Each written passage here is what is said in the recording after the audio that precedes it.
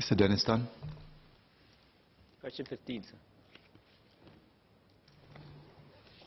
Mr. Speaker, all public buses are required to meet the noise emission standards stipulated in the Environmental Protection and Management Vehicle Emissions Regulations.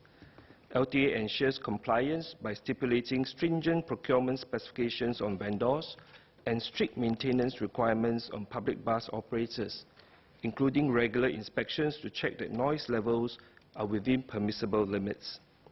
Meanwhile, LTA will be conducting trials with 50 diesel hybrid buses starting in late 2018 and with 60 electric buses from 2019. If they prove cost-effective, we'll be able to migrate our buses to a quieter fleet. Mr. Dennis Tan. Thank the SMS for the answer. This question arose out of a request from a resident during house visits. So actually, I also like to ask the SMS, one supplementary question is, what measures are being taken or will be taken, or will the government consider taking further measures to improve the driving habits of bus drivers, in particular to reducing or keeping the noise level of buses while they're driving around residential estates? Thank you. I'd like to thank Mr. Dennis Tan for the supplementary questions. Just to put things in perspective, there are actually several measures that LTA prescribed to ensure that the noise emission levels from buses are kept to within permissible levels.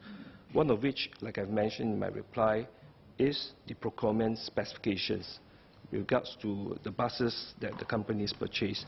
And of course, the other will be the maintenance requirements.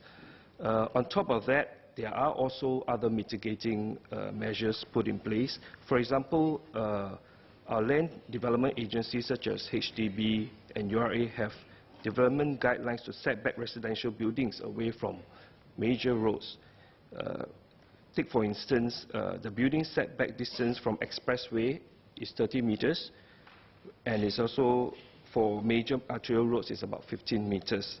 In addition to that, land is also set aside for end parks to plant trees and shrubs along the road to absorb the traffic noise. With regards to specific driver behavior, fortunately, the number of feedback of noisy buses received by LTA is currently quite low, and most of them largely pertain to public buses interchanges situated near housing estates when buses are departing in the early morning hours.